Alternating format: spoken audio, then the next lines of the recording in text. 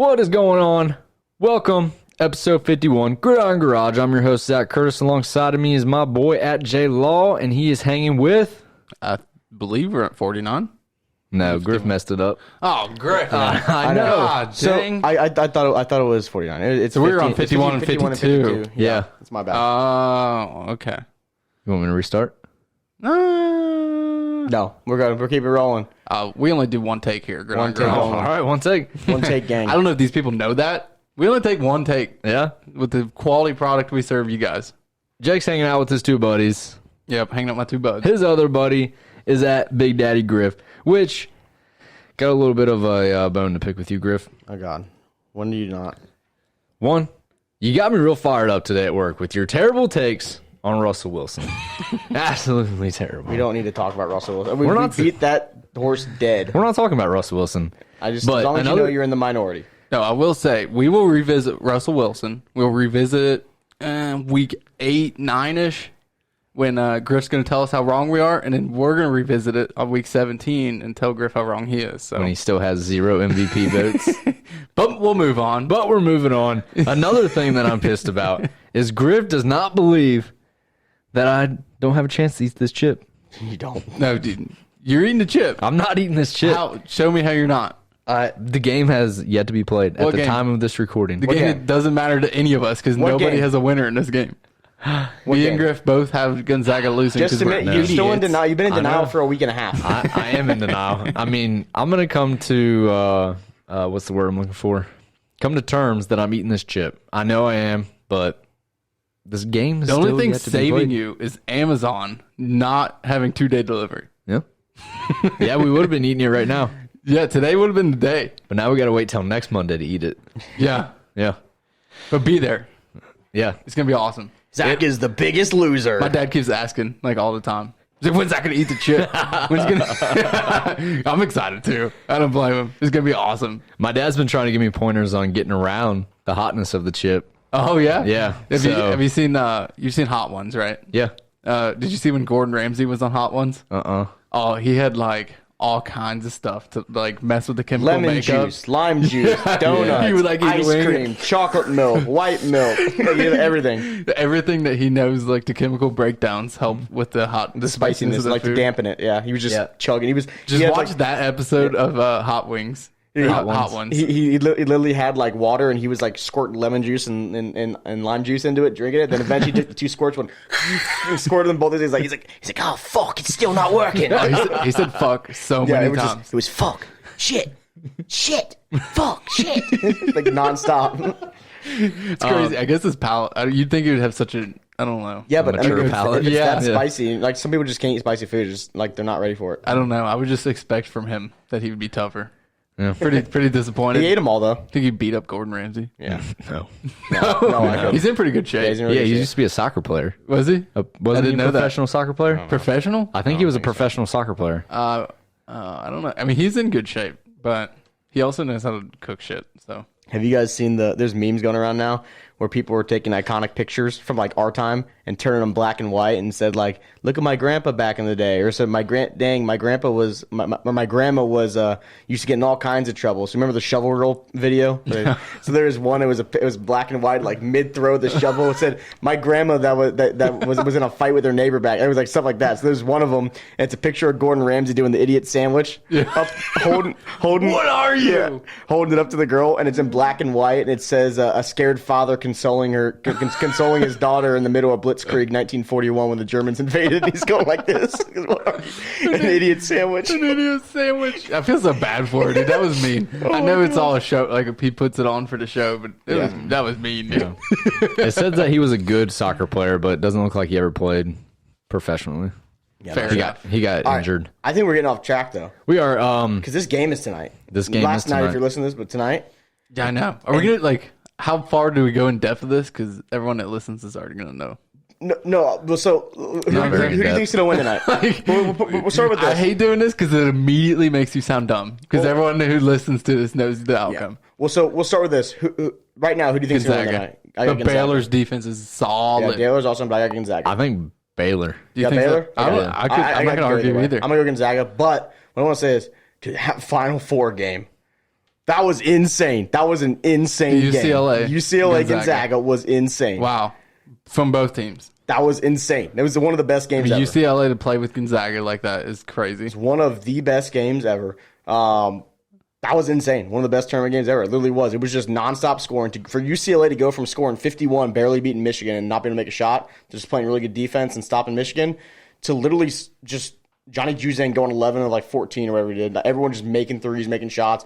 And then Gonzaga's like, that's the first time this year Gonzaga was like, shit. Because like everything they made, they did what they normally do. They scored 90 fucking points. They're averaging like 88, 89 a game or something crazy. They did what they do. But then the other team did it back to them. They're like, we've never seen this before. We've never seen a team shoot this good against us. And it was insane. It did go to overtime, nonstop scoring. I know. To be granted. But it was just nonstop scoring, though. Like, they were still in the 80s, like 4 overtime, which is high scoring. With both teams in the 80s, high scoring. And I don't know, it was nuts. It was just three-pointer to three-pointer to three-pointer. Crazy shots. Crazy, like, mid-range floater bailout just going in. It was awesome. I've just heard that a lot. People talking about how many points in, like, the overall game. I was like, it did go to overtime. Yeah. I feel like you got to mention that. Yeah. If you're going to talk about how many points were scored. And I guess we can talk about the big shot, right? Which one? Jalen Suggs. 2 of them. Well, Jalen Suggs hit the half-court shot. Game winner, what I'm talking about. And was there a bigger one than that? I mean, the layup to tie the game. Yeah, but that's like that was erased with like 3 seconds away. That's like trying to remember back to. So I'll talk about this one a little later. But the Villanova championship game hit the buzzer beater. People forget that right before that, UNC hit a crazy 3-point shot to tie it. Yeah, but no one remembers that shit because Chris Jenkins hit a buzzer beater to win the national championship. I mean, I'm not saying it was as crazy as the Suggs 3-point. It was a wide open layup. He missed the late guy's rebound, got a wide open layup. But like that was still big for UCLA to tie the game. Yeah, but that video you sent me. Yeah, of that chick in the bar, dude. Did you see that? Broken. The chick literally sitting in the bar with all the UCLA fans, and they're like, yeah, like the whole bar is jumping, dude. Just and then silence. So, you know what that reminds me of? Back in the 2015 UK squad that was undefeated. They were the last. They were supposed to go 40-0. They were 38-0 at the time, and they lost to Wisconsin. No, it wasn't that one. Never mind. No, it was. No, I'm thinking of a different one though. I'm thinking of the UNC shot. That's what I'm thinking of. Never mind. So the 1 year UK was playing UNC in the tournament, and Malik Monk, who was a bucket getter for UK, just hit clutch shots all the time. Hit a super clutch shot. And then Luke May hit like a buzzer beater, like at the end of the game. And it's a bar in Lexington. They're all going nuts, and it's just because they see UNC just make a buzzer beater and win it. Dude, I think I said this on the last podcast, but I was the assistant manager for UK store the year that they went 38-1, and we had the 40-0 shirts in the back. Yeah. And the best feeling in the world was sending that shit back to Nike. So, but yeah, that buzzer beater was insane. There's nothing greater than Jim Nance calling a shot. Jim Nance is like a true classic commentator. He's so good. And just listening to like him just get excited, like in my history, like certain announcers, right? Like Joe Buck gets a lot of like shit because people say he doesn't get into the games. He sits there and calls them with a blank stare and a blank face. And, like, even Joe Buck, like, we'll get excited on super hype stuff. Like, when Minneapolis Miracle, when Stephon Diggs got that touchdown, Joe Buck rarely ever gets, like, super hyped, and he got hyped for that, right? So that's what I equate this to. Jim Nance, like, you know, the calm demeanor, like, guy who, like, calls games, just going crazy when they hit the half-court buzzer beater, and Bill Rafter in the back going, oh, onions, triple order! And it was awesome. It's so cool. That's the best part about college basketball. It's just crazy stuff. The heartbreak, the insane stuff. I can't wait for one shining moment when they drop the video at night and they have all the highlights. Someone just hit a tank for the Reds. It's foul. No. Oh, was it foul? Fair. No, that was fair. Oh, it was fair. Oh, was that Suarez? Let's go. It's Moose. Oh, it's Moustakas. Breaking news: Mike Moustakas hits a home run. But yesterday. No, that game was awesome. Jalen Suggs in that shot. It was just insane. I was watching with all my buddies at his birthday party. It was just like the entire room was like, oh, going nuts. You know what else would have been awesome to see? What's that? Is the poor people that work in the Pittsburgh store sending the 16-0 shirts back. Yeah. After the Steelers lost like 4 of their last 5 games. Yeah. You know they probably were starting to print them off. Probably. What were they, 11-0? Yeah, they were 11-0, and then they went 11-5 to end the year, or 0-5 to end it. Frauds. I would have loved to see that poor Pittsburgh fan just sending it back, putting a sticker on it. So return to sender. Not even the Bengals. I got here a couple other notable buzzer beaters in the Final Four championship games. We got all right. So we obviously got this one now, which is going to go down as a Jalen Suggs shot from half court. Oh yeah. If they win it, even more. Yeah, it'll still be like history's made in March. Like I always say, like a crazy shot like this, even if they go out and get blown out tomorrow, they're going to show the shot forever. They show Gordon Hayward's shot from the championship game when they lost to Duke because he shot a half court shot and it almost went in to win the championship. And they still show that all the time and it missed. But this shot's obviously up there. It's going to be up there all the time. They're going to show it. But Christian Laettner's shot against UK back in like the 90s. They still hate that dude. Everyone hates Christian Laettner. Well, also, too, because he technically should have been playing in that game because he stomped on a UK dude's chest. You guys ever hear that? So never heard that. Like early second half of that game, like he like fell on the ground and he like just stomped on his chest and walked away and he's got like a technical and they got free throws and that's it. That was before flagrant fouls. Didn't even get thrown out or anything. But you get ejected for something like that back in the day. They just didn't do it. But then the end of that day, Grant Hill, full court pass, literally threw it from his baseline all the way to the free throw line on the other end. Laettner caught it and hit a turnaround buzzer beater jump shot to beat UK. And then the other one is the Chris Jenkins champion shot. Probably the most iconic shot in college basketball, I'd say. Some people say Laettner's is the most iconic because everyone knows who Laettner is. Not everyone knows who Chris Jenkins is. But to hit a buzzer beater to win the national championship, that's like top 3 all-time moments you do as a kid in your yard, right? You know, you think about like hitting the walk-off home run in Game 7 of the World Series, right? I'm sure every kid does that. Probably some kid catching the touchdown or whatever to win the game, but like hitting the buzzer beater to win the championship, that's like what everyone thinks about as a kid. He literally did that, hit the buzzer beater to win the championship. Do you love the old school Vine of the guy shooting in his backyard and he's like, 3, 2, 1, and it breaks, and he's like, "Oh, 5 seconds was added to the clock. 5, 4, 3, 2, shot. Oh, there's still a second left. 1." Throws up the layup and misses it again. He's like, 3, 2, 1, and then makes it. And he's like, and the crowd goes crazy. And he runs around. I think that's everyone as a kid. Dude, that's every kid. I mean, to say that you never practiced buzzer beater shots as a kid, like, you're lying. Basically, I'm the clutchest person in the world, though. Yeah. Are you? Yeah. I hit the buzzer beater, I hit the home run, I do everything every single time in my head. No. This is we were going to talk about it later, but I'll talk about it now since we're talking about being clutch. Is me and Griff went playing golf. Yeah. I played pretty poorly. Griff actually played pretty good. He shot a 50 in 9 holes. Did you guys play at Meadowwood? Yeah, we did. Okay, the shittiest course ever. Just want to get that out there. It doesn't matter. It doesn't matter. We're playing golf course. Yeah, we're supposed to play golf course. He ended up shooting a 50. I ended up shooting a 49, but he like kind of was in my way, so I let him putt out. So basically, I had to putt from 14, 15 feet, right there. Yeah, 14, 15 feet. To tie it. Pretty big break on sorry. it. If I make it, I win. If I 2-putt, we tie. Fucking sink the shit out of it. I was like, I did it against Zach that one day too, and you were so mad, dude. With me, that's 2 times I've had a game-winning putt. And the time that you sunk it, I was pissed at myself because I duffed my chip shot and I got a bogey instead of par. Either way, you I just want to say too, it was with me talking veins. shit to Zach too, or talking shit to Jake too. I was sitting right next to him, just talking shit. Like, oh, you better not miss this. You miss this, you're never gonna live it down. And Zach's gonna make fun of you for tying me at Meadowwood. Like I was just like talking shit nonstop in his ear and just drained it. I was like, God damn it. It was awesome. But I kind of want to go into something else. So that game was awesome. The other game we'll talk about real quick. I'm going to lay the foundation, and then I'm not going to talk. I'm going to let you guys talk because I know you guys got different opinions on this. But Baylor absolutely decimates Houston, right? So here's the foundation of it. Houston both teams made their first Final Four in like a long time. Houston, I think, was like since the Phi Slamma Jamma team in the 80s, which was like Hakeem Olajuwon, like a really good team. They're the team that lost to a buzzer beater in the championship, actually. And then Baylor made it for the first time since like, oh God. Make your own notes. Baylor I think I brought notes to this. Baylor made it for the first time since like the 40s or something. Baylor blows them out. And then so now some of the narratives are getting shown online saying that if Houston had played some tougher teams to beat them, they would have played better because going up, they played all double-digit seeds going in that game. And before I let you guys argue, the only thing I want to say is my opinion. I don't think Houston was frauds. I think they were still a very good team. I don't think they're one of the 4 best teams in the country. But I also want to say that them playing quote-unquote lower competition like Syracuse and all these 11 seeds and 12 seeds and stuff like that, it probably didn't prepare them as well for playing a team as fast as Baylor and as good as Baylor. That's my opinion. I think that's part of the reason why they got blown out. But now I'm curious what you guys think because I know I kind of have some opinions. I mean, to your argument, like I don't really think that it's going to be any different. Like I'm not going to go Zach Kellerman here, but I will agree with that. I mean, Houston didn't play anybody throughout the whole year other than Memphis, I would say.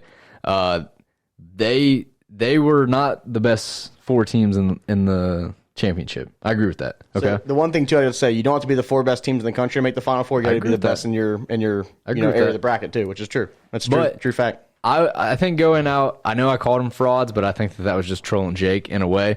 But I really don't think that conference is good in general, and I don't really think that Houston was prepared enough to run into that Baylor team. And that's really all I have to say. I don't have any hot takes. All I want to say is I didn't see any Big Ten teams in the Final Four. Where are they all at? They didn't make it. Yeah, I don't know. I was rooting for them just because But look at all the teams that Big Ten had to play. It was a homer pick, and you know damn well that those teams can compete with any teams in the league. Get that shit out of here. You know damn well you put UC last year up against Georgia, and they win 59 minutes out of 60 minutes in a football game. Well, yeah, it's like football. Come on, we're talking basketball. You know here. damn well that these conferences can compete. Like the elite level teams on these conferences can compete, and they've proven it year after year. And you still don't believe it. But I know that they're not as good, but the teams can compete. That's not the argument, though. The argument is that when they play in their conference, they're not playing good teams because there are only a handful of teams that are good. Like if you look at the Big Ten football, there are a ton of good teams that they have to run through every single year. UC smokes like half every single year. UC smokes probably 3/4 of the Big Ten. That's why UC probably smokes. That's why I'm saying all but 4 teams in the Big Ten. That's why I'm saying football. That I was confused. I thought you were saying basketball. I was like, no. And I know damn well because I've seen UC get matched up on so many bullshit bowl games where UC will come in a 10-win team and get like a 6-6 SEC team and blow them out by 40, and it's bullshit. It happens all the time. That's because they don't play consistently every single year. Then why do they beat them out by 40? Every single year. All That's what I'm saying. They can compete. I'm not saying they're better. They can compete. Yeah, I agree they can compete, but they're going to lose every single time. They're not. Yes, they are. They're not. And the same thing with basketball. Lose? What happened the same Big thing Ten with basketball. Win. The same thing with basketball. That they consistently, year after year, every year play. I'm pretty sure competitive teams. UCF multiple teams Auburn, too. The year multiple Auburn, teams. One of the years Auburn was really good. Multiple teams every single year. That's what I'm saying. That is exactly what I'm saying. You have Houston playing Our Lady of the Lake. Who the fuck is that? Oh, you want me to go through? You see a Big Ten team playing somebody like that? Yes. No. Yes. No, not at all. Look at a Big Ten team. Tulsa's terrible in both football and basketball. Tulsa's not that bad at football. Temple is terrible in both. Yeah, Temple's bad. So that's what I'm saying. Is like you only have 1 or 2 consistently bad Big Ten football teams, consistently bad SEC teams. Out of here. I don't know about there's some bad dude. Big Ten teams. I do think that if you put a team like Purdue, historically has not been a good Big Ten football team in the past since Drew Brees was there. That's why I said. Since Kyle Orton was there. But I think if you put them in the American, they'll perform better because top to bottom the Big Ten's better. But I still think like UC football, if I'm going at it, I think the only teams they struggle with are Ohio State, Wisconsin. Big Ten team? Wisconsin. Well, no, Big I'm Ten saying team? If they go into the Big Ten, this is what I'm saying. These are the teams they lose to. I think Ohio State they lose to. I think that Michigan. I think that I don't know about Michigan. IU. Listen, so I think they lose to Ohio State. I think they lose to Wisconsin most years because Wisconsin's usually in the top of their football, and then Iowa. I don't see Purdue beat Iowa. All I'm saying is that Iowa 2 the last 3 years. So I'm still not sold on Iowa. Their conference isn't as good. It's clear, but the top teams can compete with other. Yeah, and that's what I've come around to more. I think UC would do well in the Big Ten. It depends what conference they get in. If they got in on the Purdue side, which doesn't have Ohio State on it, they'd have a good chance of winning the division. It'd pretty much be between them and Wisconsin most years. But I think the American has gained more respect over the last 3 years in football and basketball than they used to be. Because I think some people still give them the stigma of like, okay, they're not a Power 5, they're a mid-major. When really they're not even really a mid-major. They're like in between that mid-major and that Power 5. But they're top tier teams like UC in football and Houston in basketball. I think they're good. UC in basketball, fuck off. Well, UC wasn't good this year. No, UC has absolutely dominated in the past 20 years. They weren't good this year, I should say. Sorry. They weren't good this year. I think the past 10 years, UC has the top 3 winning percentage of any college team. So they weren't. All right. They weren't good this year. Have they made the tournament? Have they won the tournament? No.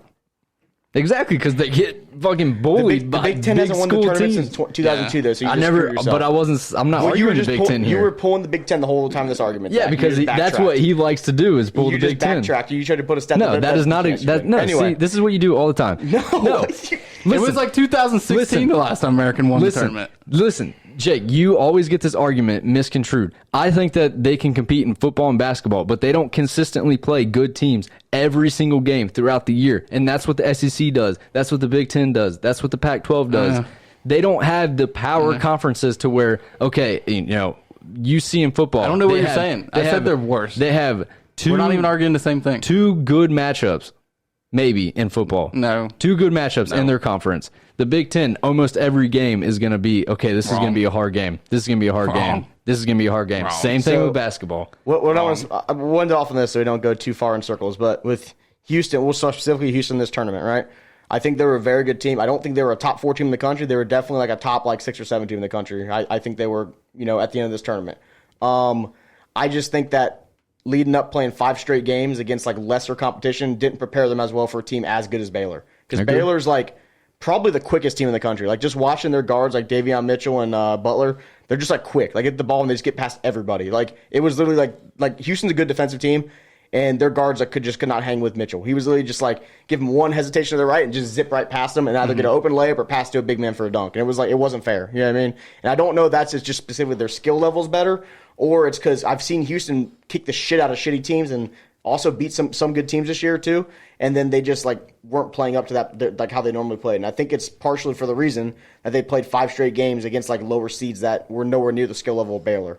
That's just my opinion. I'm not saying Houston's bad. I think they're a top 7 team in the country in that range. You like that, top 7? But that's where I'd put them at, that top 7 range. I think you can put them around there. I don't think they were top 4, though. I think there was 4 teams that were probably – but, honestly, do we think they'd beaten UCLA? Because UCLA is looking like a top 3 team in the country playing that well against Gonzaga. I think UCLA would have ran right through Houston. Well, that's kind of anecdotal though, because you can just say, "Oh yeah, look how they play Gonzaga. They would kick the shit out of Houston." Until they play them, you wouldn't know. So, but I'm just saying the way they were looking insane. On any given days, different outcome can happen. Yeah, you're right about basketball specifically. 100%. You're right. Yeah, football I would disagree. The only thing I know that the American's not as good as the Big Ten, but the only thing I want to get out is I want the top teams to get the respect. Specifically in football, to get good bowl games, because they've proven. I disagree with that. They've proven that they can compete in that high level. Those top tier teams in America. If UC this year in football goes on and gets 1 loss or no losses again, right, and they get gypped out of either the playoff or they get gypped out of. I'm not going to make the playoffs. Yeah, but how excited? Dude, how much was I into that Georgia game? Yeah, well, Georgia literally didn't give a shit. Do you know how interested I was? You know how much that meant to me, that Georgia game. I just think back in the day when UC had a chance at the national championship, man. If Texas missed a 50-yard field goal back in the day, UC would have been playing the national championship against Alabama one year. I mean, UC also got the shit fucked by Tim Tebow that year. But well, you also got to think, and this isn't really an argument, but the same year UC plays Georgia in their bowl game, UC had a very good year. IU got screwed out of the Big Ten championship game and they ended up playing a 3-3 Ole Miss team. It sucks, doesn't it? Yeah, I mean, I agree. I get that, but IU also had a shit ton of good wins that season, and I think that it should have been the opposite, in my opinion. But no, they would have smoked Indiana, dude. I don't know. Indiana had a damn good team last year. Smoked them. Indiana was pretty good last year. They were good. I mean, we already won that debate. I mean, Ohio State was the best team in that conference. Yeah. Onward and upward. But yeah, Final Four is awesome. We picked our picks. I just want to say one thing too. Jeff Goodman released his way too early 2021 rankings. I also want to say just one more thing is that every time you see Houston, just know that's why you're eating the chip. Fair enough. No, the reason why is because Iowa fucked me over. But if Houston didn't go that far, I would have been eating that chip. So anyway, Jeff Goodman releases way too early top 25 for next year for basketball. Don't go through them all. No, I'm not. I'm gonna go through the first 3 or 4. But who do you guys think number 1 is? It's not that hard. Don't overthink it. Gonzaga. Yeah. Still? Yeah, Gonzaga. They have a lot of players. Number 2 is Ohio State. They have Ohio State ranked second, or he has Ohio State ranked second. I mean, they were ending the poll top 10 this year. That's not a hot take. Yeah, they were ranked all year, weren't they? Number 3. UCLA. They've used UCLA as number 3 team. That's pushing it a little bit, right? So I know they're returning a lot. They're returning pretty much everybody, and the only before the tournament. Yeah. So the only they might not be now. So the only way they don't return everybody though is if Johnny Juzang leaves. He's the only 50-50 player he has. Because right now he could get some draft stock and go up. If he stays, he's gonna have a monster year. And what was their record before the tournament though? I know they made an insane run and looked awesome in the tournament. Mm-hmm. Yeah. So the record before the tournament, they lost. They lost in the championship game to the Oregon State. I know that. I want to say they probably were 17-12 or something. It wasn't a great record. No, they had a really good record. I didn't know because they lost a bunch at the end of the year. They lost a bunch in a row at the end of the year, and then they made a run in the tournament though. Oh, They I were guess 11 not. seeds, so I figured they weren't Yeah, that good. they lost a bunch like going in. So I think that's pretty tournament. ballsy to take But if if you want to think about it, they're what's the super record, young Zach? though. 22-10 is what they finished. It's not terrible. So, but but if- to put them as a top 3 But team. if you want to think about it though, right? They were doing this with a bunch of freshmen and sophomores, Yeah. which is crazy to think about. Because I mean, the next year they're just going to be older and better. But it's March Madness. Yeah, it's March Madness. You're This right. is my only debate. Because here's the other thing: number 4 team, and it's way too early top 10.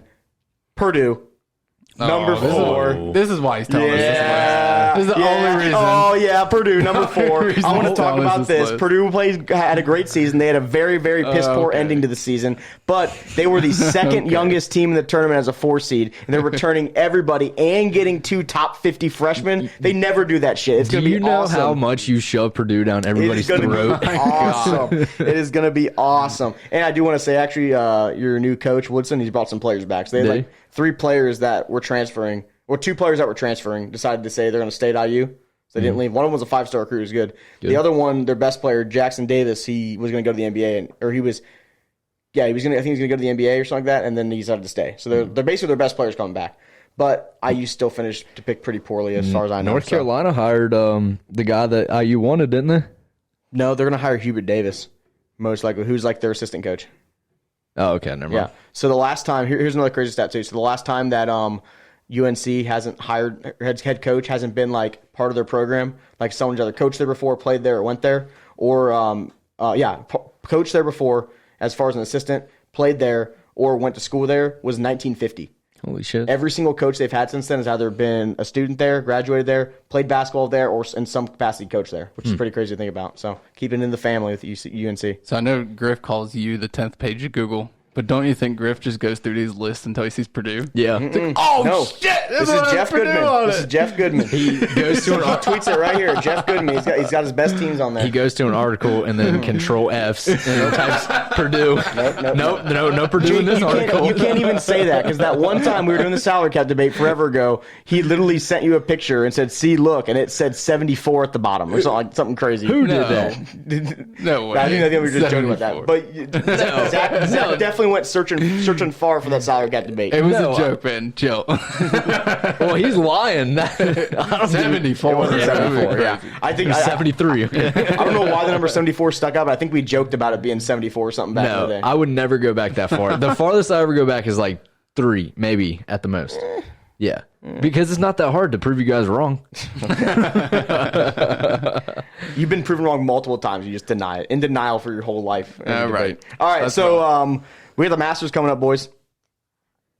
Get that Pump? green jacket, Ready? baby. For the Masters? He sent Yeah. me a picture of a green jacket the other day. Who did? You did. I did. Yeah. Yeah, You did. Brooks Koepka's playing. she was hot. Brooks Koepka's playing. Yeah, I saw that. Brooksy. Yeah, playing. Brooks, like if he's in there, he's always my front runner.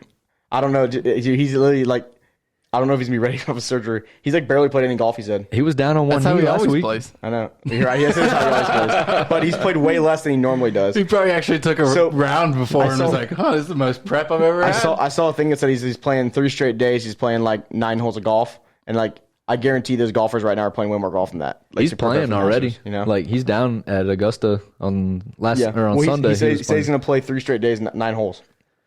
And I feel like that's way it? less. Yeah, that's what I'm saying. It seems like nothing, doesn't it? Yeah. Like we would pay big money to But go play 9 holes for said 3 Augusta, straight days yeah. at Augusta. He said it was 3 straight days. he said it was like for the past however many months or whatever, it was like every single day, 7 hours a day rehab is what he was doing. Oh, to yeah. get himself in shape for the Masters. I mean, he's also a He's a pro professional athlete, athlete, right? Yeah. How much do you think? I bet the ACL football players do so much. Yeah. I bet that's. I mean, you need mean, time for recovery. Well, think You can't work all day. You tore but- your ACL, and Joe Burrow's already throwing 5 months after. Like, Yeah. you think that you would be running drills 5 months after? No, Yeah, I don't that's remember wild. when I started running, but it wasn't 6-7 months, and that was like a straight line jog. Yeah, Yeah, that's it was crazy. rough. What I was pointing is thinking about that. Like you work an 8-hour day at work. His 7-hour day was like literally just nonstop workouts. with his knee. Yeah, I was thinking that at first, but then I was thinking of the importance of like recovery. Yeah. I don't know if you would just be out there grinding 12 hours on so a knee and just be like, he said it was Back to grinding? 7 days a week, 7 hours a day. Is that what Burrow said? But no, that's what Brooks said. Brooks said. But I feel like also it might not have been 7 straight. You might have like done a couple hours, done a couple hours. Done, you know what I mean? Like for every day. Like done. He had probably had certain things he had to do. There's probably stuff he was doing at home too, and he probably counted it in. That's what I was thinking. But how's Tiger doing? I haven't heard anything about Tiger. The last thing I heard was that the LA Sheriff's Office was not releasing the data that they found as to why he crashed, and I don't know if that's because they screwed up the whole Kobe thing, and they're just trying to like they screwed the Kobe thing bad. Yeah, like real bad. How'd they screw that up? Because they like basically like released all this information beforehand, and it was like basically the original story that came out, TMZ leaked it, and all these other like news outlets leaked it because they said they didn't know who was in there. And I think some officer said that he thinks it was Kobe and like all the daughters or something like were in there. And so, and I guess the mom wasn't with all her daughters, so she probably saw in the news that all her kids died and Kobe died in a helicopter crash. You know what I mean? Yeah. Like, and then she found it out on Twitter, right?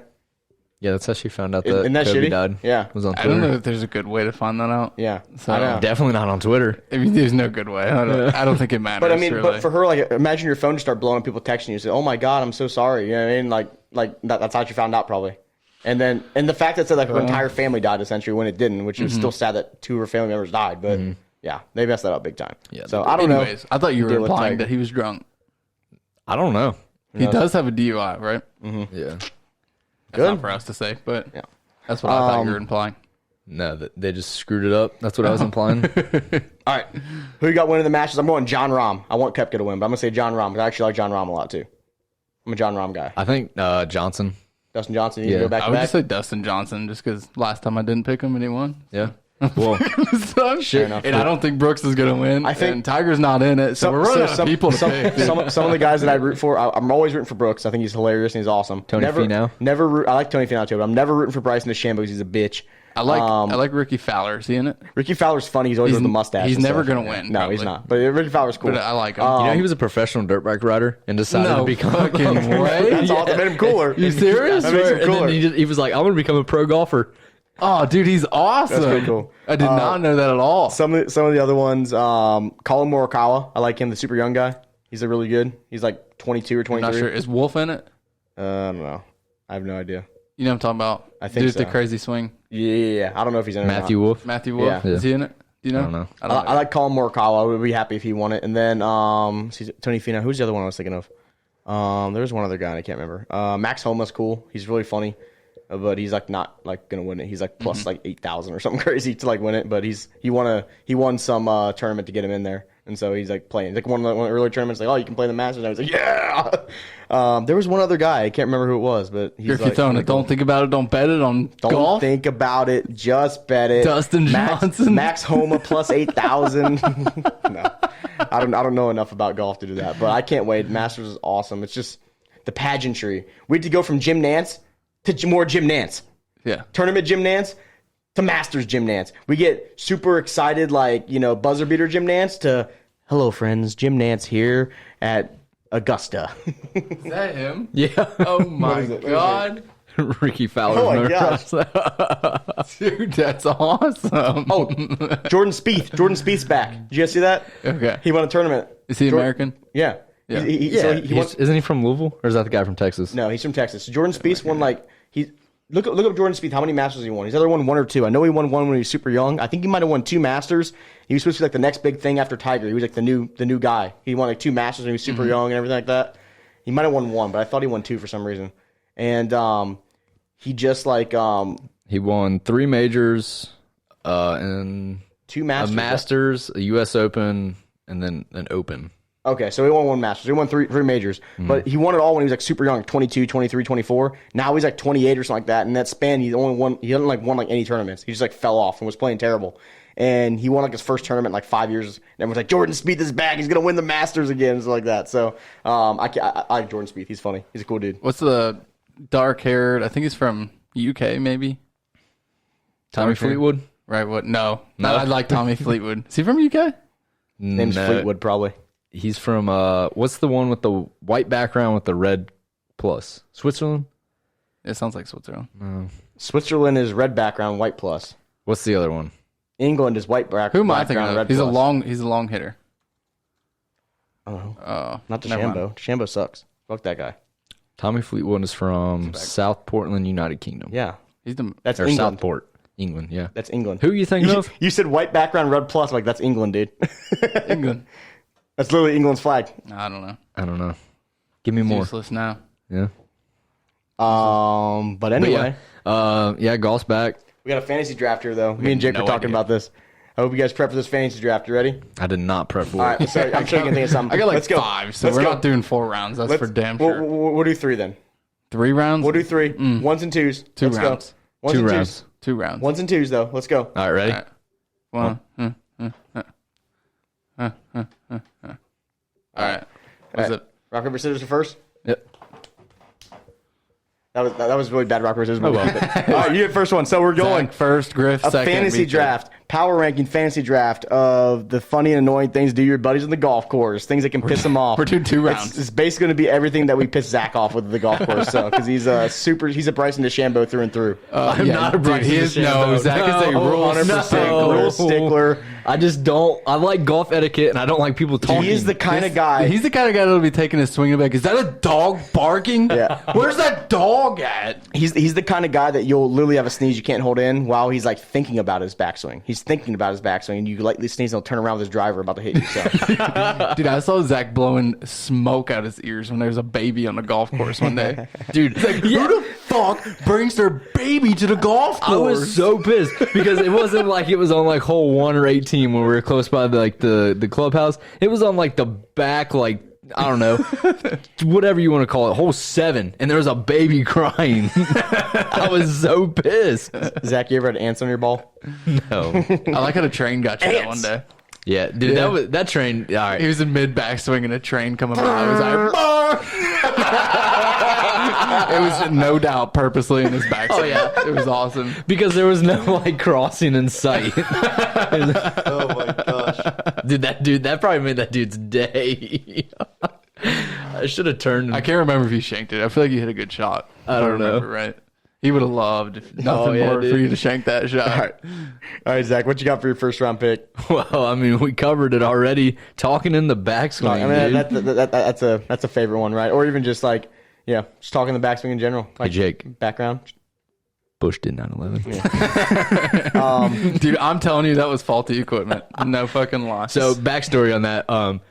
I was teeing up first and I hit it and Jake like sneezed or something and I shanked it in the woods. And so instead of giving me a re-tee up, he was like, you can just talk in my backswing. So in his backswing, I screamed, Bush did 9/11, and he broke his driver on the follow through. Jesus. Well, it was actually your driver. Yeah, I know. but- He broke And my I was driver. set up for failure, right? Because I was using Griffin's clubs, and I break it. We go to see if I can get this reshafted or something, because I feel bad because it's not mine. And he's like, "Dude, this is what do you have? Callaway clubs? No, I don't know what I have. Oh well, it I was had like Callaway. it's like a Callaway driver." And he's like, "This is not a Callaway shaft." So, I was well, like, they set me up for failure. These motherfuckers. They already broke it. so and I they know just what gave it back happened. to me. So it had a shitty shaft on it because I did when we were in Florida. It had a shitty shaft on it. I bought a new shaft for it, and the guy like put it together. And I had that driver probably since I was like a sophomore in high school. So it went from sophomore in high school to like junior in college without breaking until you used it. So that's all I'm saying. But that's a good pick, talking to the backswing. I'll throw an honorable mention there because it's kind of the same thing, but just yelling, just like a Happy Gilmore yelling, jackass, whenever they're about to swing. Jackass. So we'll count that as talking the backswing. You're gonna miss It's this essentially putt, saying, you jackass. Yeah. So for mine, this is a really dick move, but it's really funny. I think I've done it to Zach once, and he got real mad at me. I can't remember if I did it or not, but going to put a coin under your ball because he's the faraway shot. I just step right in the middle of his line on purpose. Oh, like no. right in the middle of his putting line. You step on the line and then you drag your foot like a jackass. So no. Like I said, I'm actually pretty conscious of that one because someone's done it to me before. And I missed a putt because of it. I did it once to you just to piss you off on one day when we were pissing you off. So I did do it once on purpose to you to be a jackass. But normally I don't do it. I like avoid it, or I'll do the fake out where I'll pretend like I'm going to do it and I won't do it. But I'm conscious of that one because it annoys me too. But I have done it to you before one time to be a dick, and it was kind of funny because you got really mad. You were sitting there stamping it down yourself, trying to like straighten it out. Like I feel kind of bad, but it's funny watching him do it. So My pick, this one's a really, really dick move, but I've seen it happen a lot, and it's absolutely hilarious. That's when people just run over their friend with the golf cart. Like mid-swing, they just come running from behind and pow! Smoke them, dude. shout out our buddy James. You can find a picture of James. Nothing is funnier than just watching your friend get just trucked over. I don't know why it's so funny. You're like, it's so mean, but it just makes you laugh. It just brings joy inside to watch someone get trucked with a golf cart. Oh my god. We'll circle back around, and I will go with the classic, and that's just knocking your friend's ball off the tee. I'm surprised there's one you missed. I'll say it next, but go ahead. Griff did this like, I don't know, 10 times to me. No. I did it 3 times in one hole, and that's because we were waiting for a slow ass group of like 4 people ahead of us. It is so fucking annoying, dude.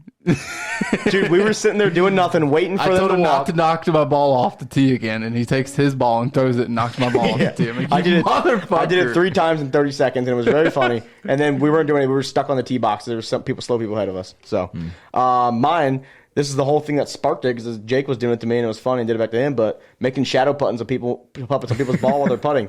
So they're sitting there lining up a putt, and you're sitting there behind them, pretending you're grabbing the ball. You're sitting there putting your head over like you're eating it and stuff like that, making shadow puppets when they're trying to putt. Pretty funny. That is funny. I've never seen that one before. I've done that one to you. Have you? Yeah, fuck with the shadows around your ball.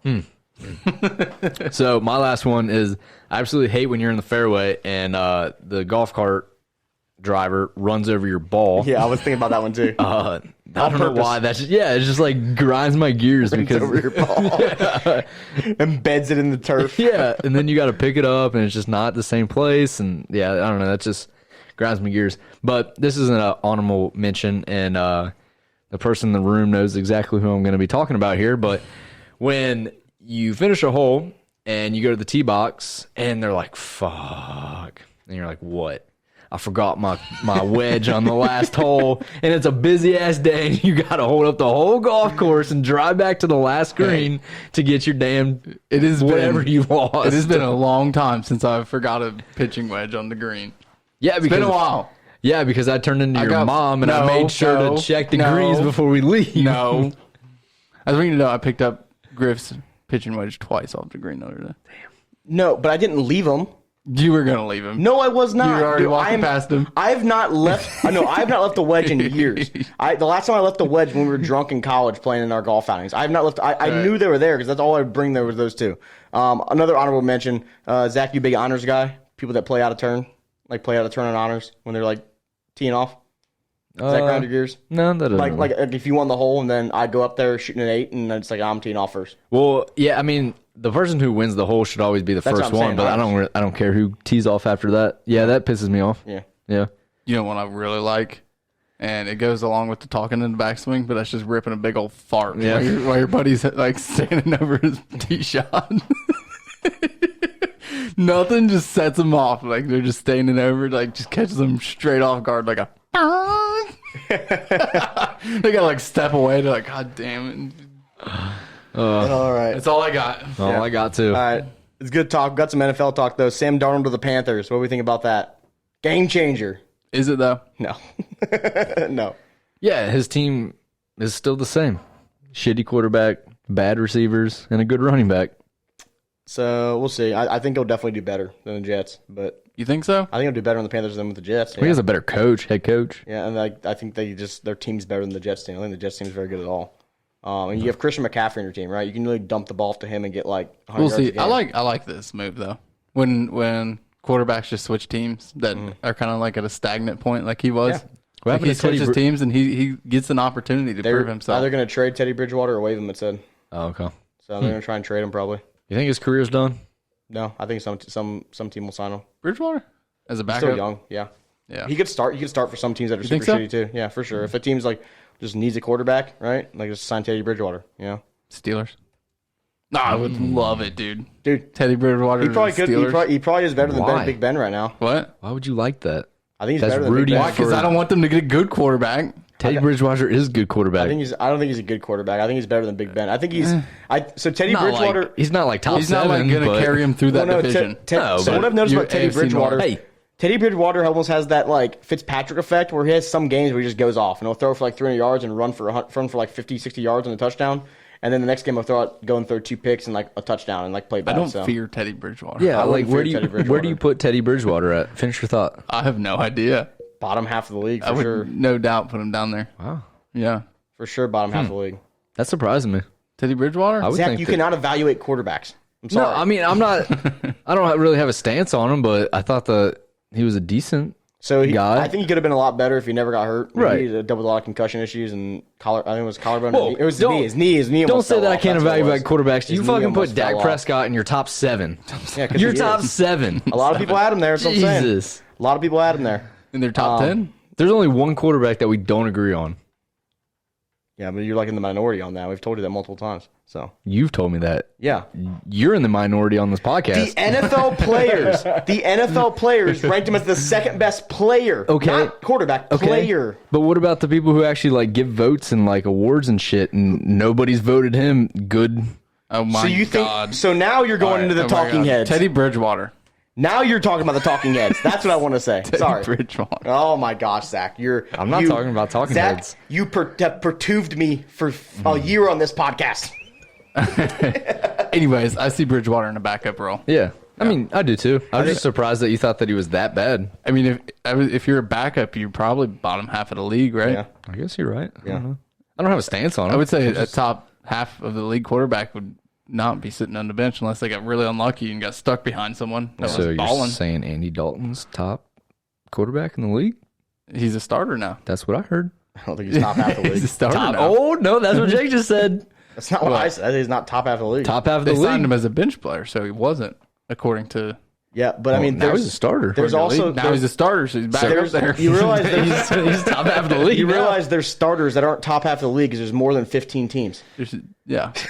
You realize that, right? Yeah. Just because you're a starter, like, oh, I'm a starter, that means I'm a top half of the league quarterback. There's physically impossible for every starter to be a top half of the league quarterback. Like Drew Lock's a starter, he's probably like 25th lower. Yeah, probably Yeah. like right above Russell I Wilson. forget about Drew Lock. Wow. I need to check the stats on that guy. Not good. Yeah. Not good. He got he didn't get cut. He's got a lot of money. But That's what he they got. want the Broncos good, though. want to get a new quarterback, don't they? They always want to get a new quarterback because John Elway, ironically, cannot draft quarterbacks. He's got one good quarterback that's been GM. And guess who it was? Peyton Manning. Peyton Manning. Sheriff's in town.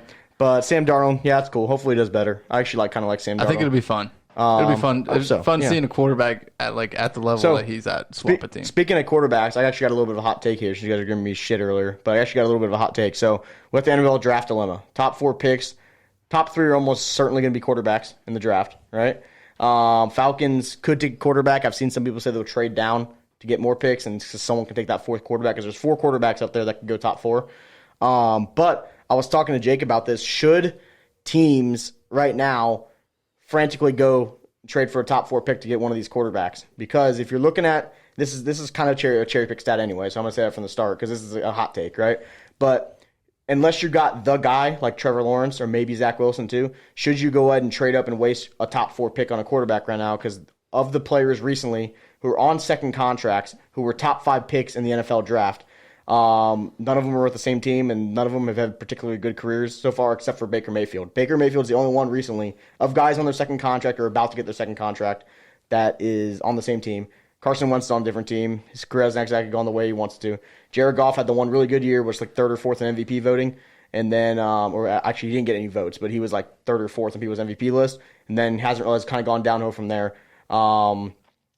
Jameis Winston, number 1 overall pick. Marcus Mariota, number 2 overall pick. Mitch Trubisky, number 2 overall pick, right? These are all guys that have been taken in the top 5 picks of the draft in the past years, and they just haven't panned out well. And I don't know if it's just because we went through a stretch where there just wasn't good talent at the top of the list outside of Baker Mayfield, or if I think a little bit some teams will freak out and be like, oh my God, all these teams are getting quarterback. We got to get one too. And they trade up and take a quarterback that probably shouldn't have gone that high. I think that happens to some extent. But if you think you got your guy, I think you take him. I think I've agreed with that for a while because there's some guys like obviously Joe Burrow this last year showing really good shades of what he could have done. And then Kyler Murray's been pretty good and he was the number 1 overall pick. But I'm just going to say there's also some QB talent there late. Like, I mean, like I told you about Russell Wilson. What do you think about him? He's a 3rd-round pick, right? He's had a really good career for a 3rd-round pick. Dak Prescott was a 4th-round pick. Aaron Rodgers was a late 1st round, right? He fell all the way to 25. Tom Brady, 7th-round draft pick, right? So is there a saying to be had that you shouldn't be trading up for these quarterbacks so aggressively like everyone's doing in the NFL nowadays? What do you think? Yeah, I could agree with that. And kind of going off, I know you said a lot there, but Yeah, I said a lot. So.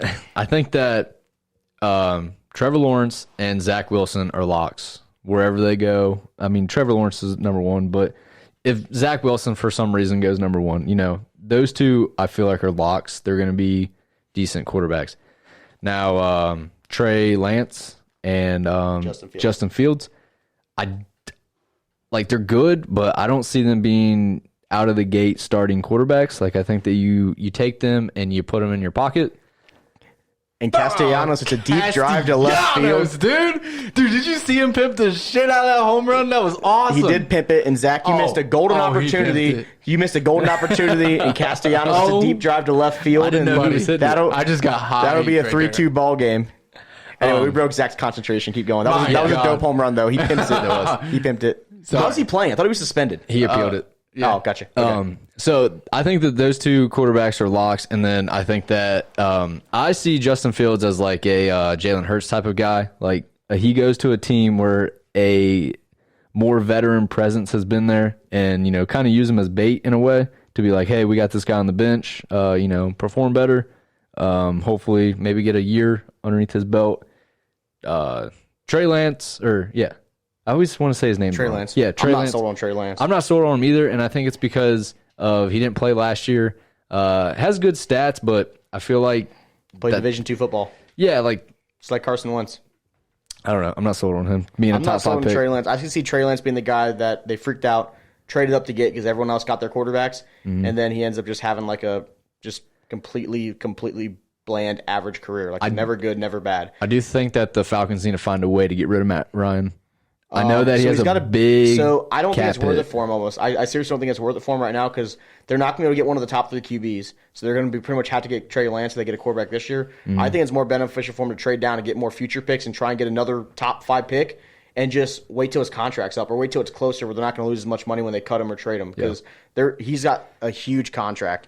And also I want to say Justin Fields, the one thing about Justin Fields, Jalen Hurts comparison is Justin Fields was a way better thrower in college than Jalen Hurts was. Jalen Hurts was never that great of a passer in college. He was good. I mean, he played some shitty defenses too with Oklahoma. But Justin Fields had some games last year where he just went off throwing the ball. He was I don't think I'm not talking about skill wise. I'm just talking about situational wise. I can see that too. You also got to throw into the fact too that when you're playing at Ohio State, when you're playing at Oklahoma, when you're playing at Clemson, you have tons of great, everyone around you is the best player for a high school team. They're super good. So they do have a lot better talent than they're going to have in the NFL. But I agree with that. What do you think, Jay? Do you think some teams reach a little bit in these quarterbacks just to draft a quarterback? Or do you think it's warranted to take a quarterback top 5 no matter where they're graded? I mean, not where they're graded. I think the value of the quarterback position is so high, especially if you need one. Yeah. And a lot of times you're not going to have a second chance to get a high draft some cases pick. You're right. You know what I'm saying? Yeah. There's not always a chance you can say, you can tank next year, but no one wants to tank next year. Everyone wants to win, right? I've talked about that in the past, too, right? How often do you have a top 3-4 pick in the NFL draft, right? Yeah, it's not that often unless you're like the Browns historically when they were up there. And then, I know what you mean. It sucks to waste it on, you could have used it on a position that's so important to your team. Mm-hmm. But, I mean, I think it's just hard to evaluate how a quarterback's going to play in the league. But then there's some instances like the Mitch Trubisky one, all right? So Mitch Trubisky, they took him number 2 overall. The Bears traded up to get him because they were afraid. He was graded to go between number 4 to number 6 or 7 or whatever it was.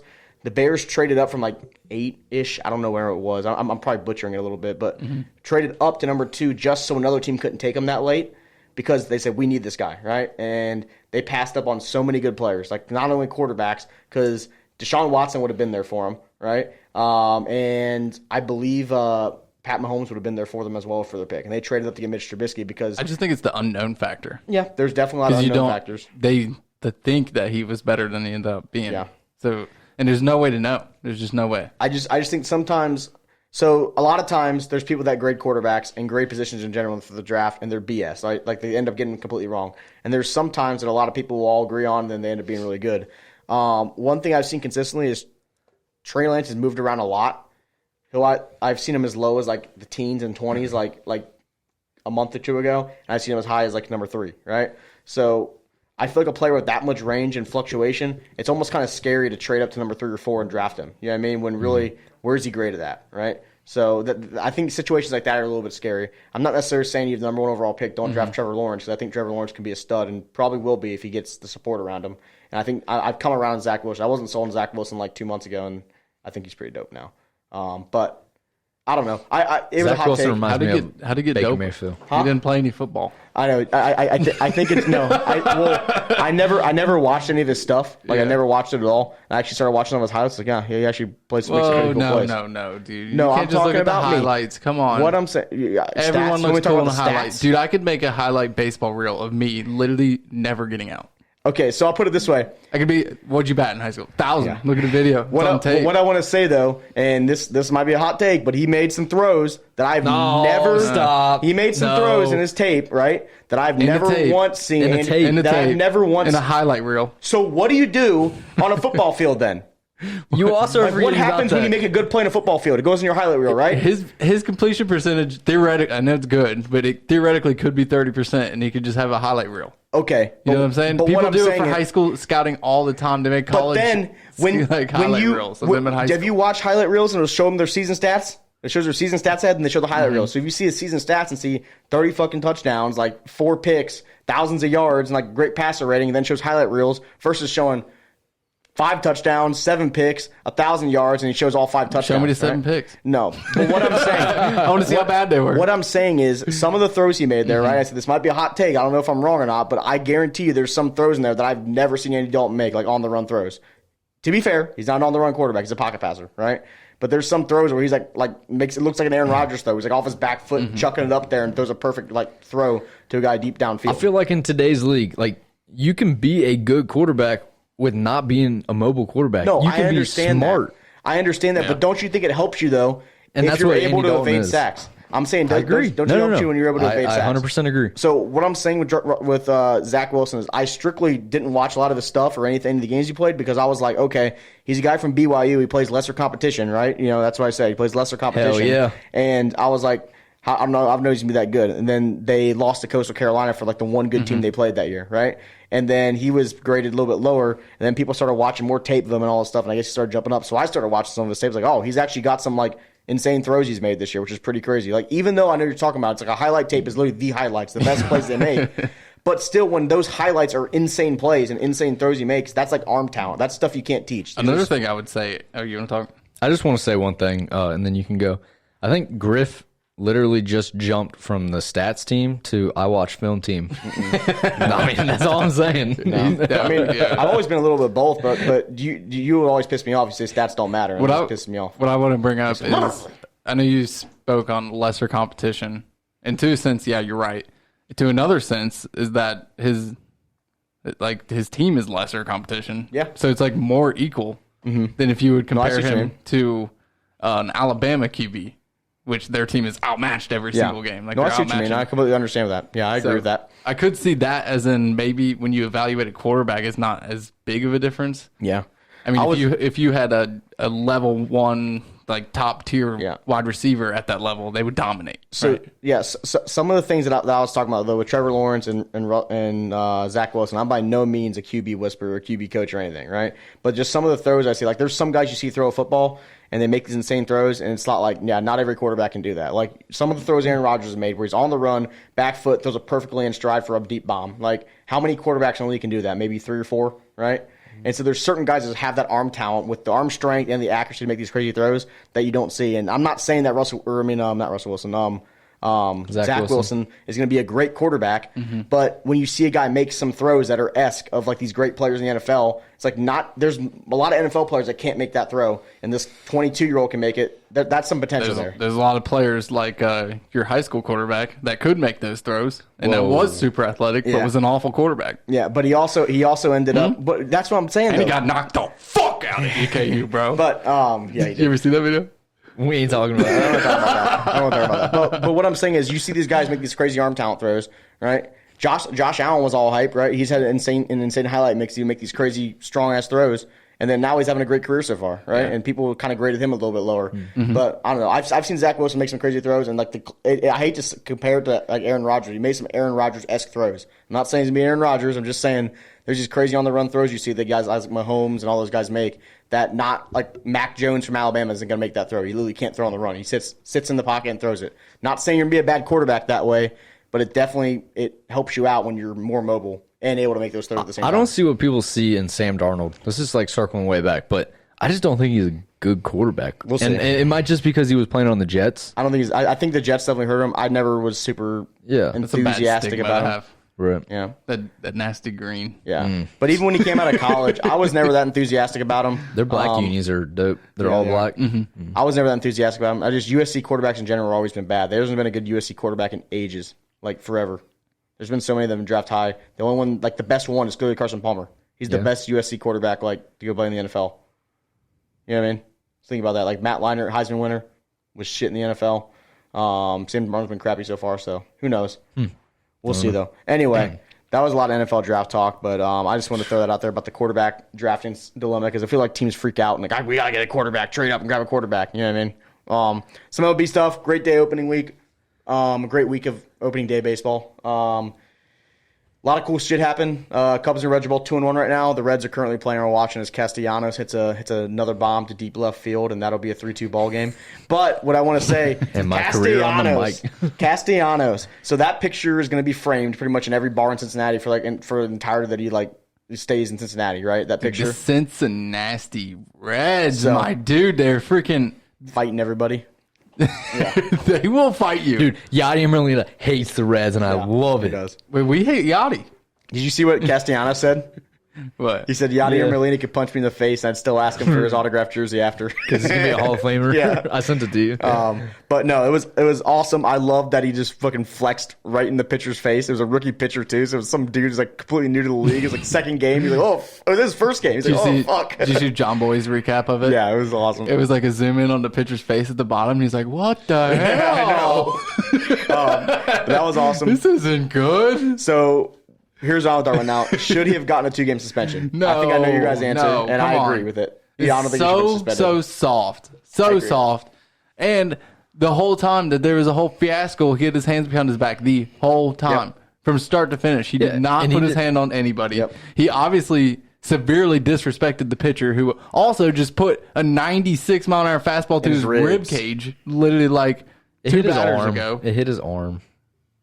Come on, dude. They said, I mean, I agree it hurt. 96 mile an hour. They keep saying rib, and I think it was his arm. Dead center body, center mass, whether it hit him in the arm or not. I mean, it still hurt. I agree. And hurt. I mean, obviously, there's no way to tell intention, but normally you don't miss a fastball in that location that right much. There, right in the dead center mass on your side. So I think he had every right to flex on him, and you know they're going to feel disrespected, and you know it's going to clear the benches. Yeah. But I don't. Unless you throw a punch or do anything to get suspended, you shouldn't get suspended. I feel like some baseball players get like so butthurt because like all the unwritten rules in baseball, like you can't show up other teams, you can't show up other managers, you can't show up other players, you can't show up the umps, right? I mean, you get a 15 in football for doing it. Yeah, but that's what I'm saying. But you do certain things like that, right? And then like it literally turns into a benches clearing, like quote unquote, not a brawl, but a benches clearing situation because someone flexes, right? Definitely. But when I was talking about the NBA, you go watch any NBA game and guarantee there's a guy who flexes on a dude after he makes an and one layup or dunks it. You know what I mean? I think something happens. But to that extent, they probably get teed up. They don't yell, let's fucking go in their face. Where one's sitting on the ground and the other the point that I'm making, though, is the suspension. I would be completely shocked if DeMarcus Cousins or Shaq dunks on a guy, flexes on him, right? On the ground. Flexes on him on the ground and gets suspended 2 games for it. No. I could see there being a fine for unsportsmanlike, but in the moment, yes, you get hyped. Yeah. But even though there were Reds fans, that was unsportsmanlike. Like, you don't scream, let's fucking go in some dude's face. Unless they beam you with a 96 right in the side. Yeah, I get it. You get it. That can literally, like... I get it. That can hurt you. I get it. That could, if that, I know you said hit him in the arm. If that hit him in the ribs, that could break a rib and have him out for a month. I get it. But it also is a game to where you're not supposed to throw 96 at someone's chest. Well, one, do we know it was intentional? The only thing that they can go off, the only thing they can go off was the night before he pimped that home run and did a bat flip, and that's the only thing that really sparked it.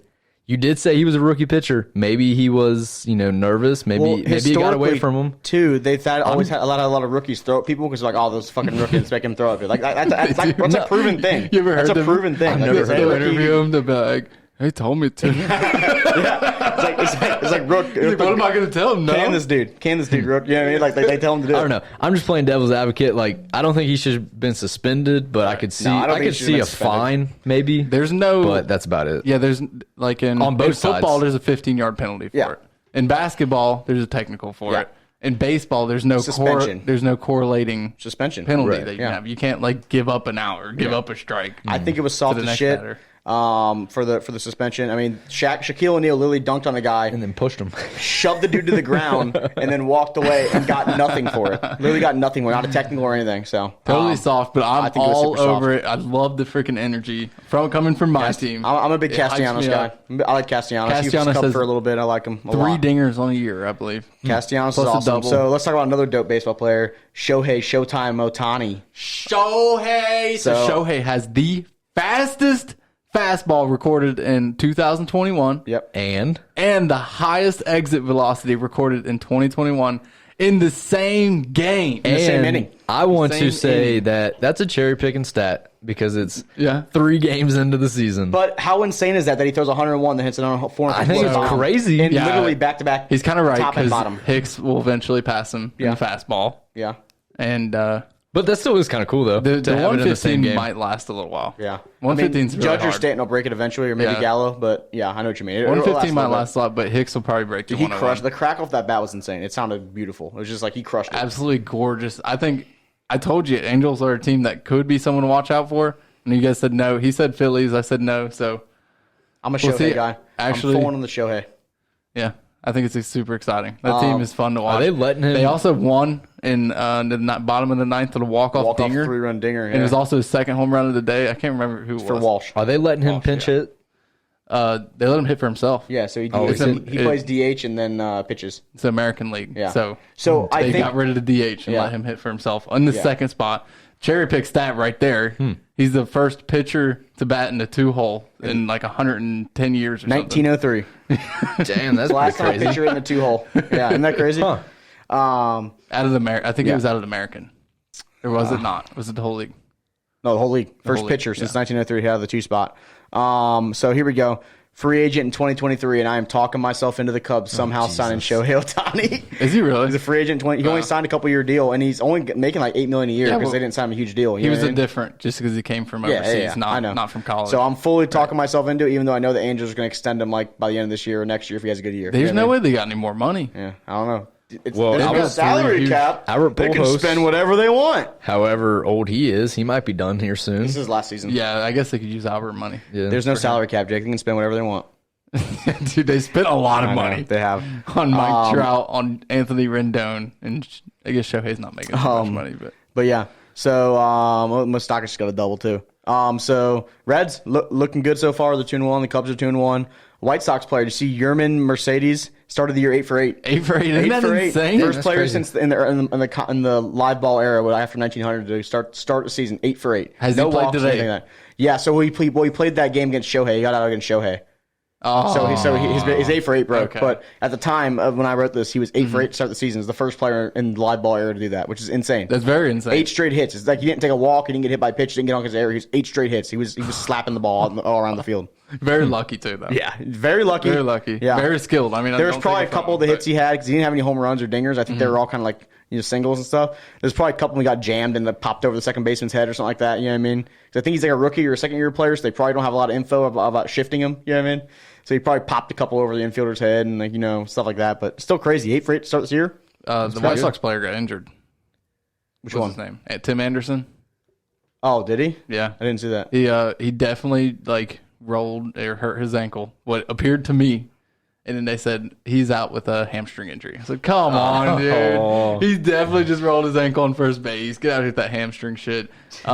Sounds like he'll be back though. But Tim Anderson, that's a big loss for the White Sox. Maybe that's why they need bigger bags. Did you see? You see Miggy Cabrera hit a dinger opening day in the snow. The absolute blizzard whiteout. That was crazy. I was dude. like, how do you even see the baseball? That's insane. What if you're in outfield? You know that's hard to track. Oh yeah, for sure. Yeah. Because I've had it in outfield when you're playing out there and it goes up in the sun, you lose it for a second. It's like pure panic. Yeah. So I know that outfielder when he saw just the angle of that like trajectory coming towards him, he was like, "Oh shit, Dude, you know it's pure panic as a catcher when you have a piece of shit pitcher that won't tell you where the pass ball is at, and it's literally right underneath your feet, and you're like, "Where's that? Where'd it go? Which way did it go?" But nobody's pointing at your feet. Live update here, real quick. Baylor's beating Gonzaga 9-0 right now. oh my god!"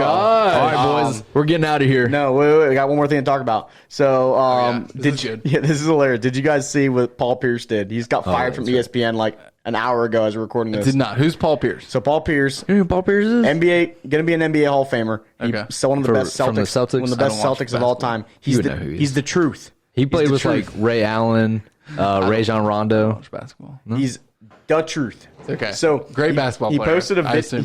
yeah, great basketball player. So he posted a video. I'd assume.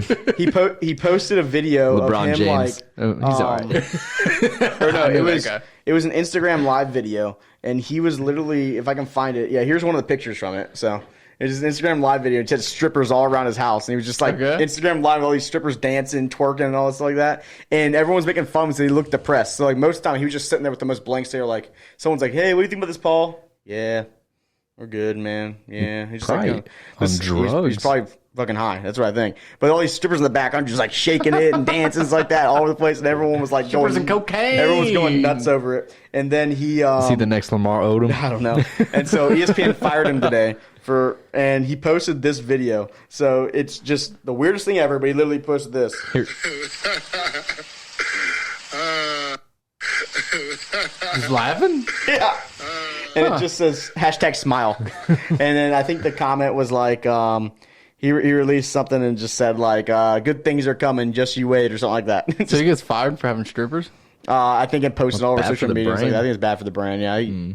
I think Bad for the brand. You Yeah, gotta ESPN. tell me, because Disney owns ESPN. You gotta Yeah. tell me Disney was not loved seeing one of their guys on NBA Countdown. They don't love it, but does that give you the right to fire him? You know how I'm Probably, big. yeah. Strippers? You know how I'm a big Pat McAfee fan. Yeah. ESPN banned all ESPN employees from going on to his show What? for interviews. Yeah, Jesus. He's not even that bad. yeah. He don't do anything bad. He just interviews them. I think it's because he's making money off of them. Because like he gets Adam Oh, Schefter, come on. That's such a pussy move. Ian Rappaport, like all these big guys, and so ESPN's like, "Fuck you!" Like, come on our own network and talk about this stuff. Oh my god. Isn't that shitty? Yeah. Yeah. Dude, that's so shitty. I know you guys aren't big Pat McAfee fans, but still, that's I like Pat that's McAfee. still kind of shitty. Pat McAfee's show's awesome. I don't like watching him get fucked over like that. Yeah, like Come on. I don't know. He did my man dirty. he did have Aaron Rodgers on today, so I guess he's doing all right. Oh, shout out Aaron Rodgers starting Jeopardy. First show airs like tonight, I think. Last Jeopardy. night. Did you see that? Last night, Monday night. Did you watch it? I didn't watch it, but I saw it. It's gonna be 2 weeks of him doing Jeopardy. Did you see what the fans said to him? Yeah. So Should they have kicked the field yeah, goal? so it was Final Jeopardy where you can write your answer. Yeah. And he goes, the question is, da, da, da, da. And Jonathan, you answered, should they have kicked that field goal? Aaron Rodgers, to be fair, he took it in stride. He's just sitting there kind of chuckled and goes, I don't know. People are still asking that question. And you wagered $0. He took it in stride. He was a good sport about it. But it was kind of funny. So All right, boys, get us out of here. All right. Thank you guys for listening. Please go check out our Instagram or YouTube or Twitter to watch this man right here eat the spiciest chip in the entire world.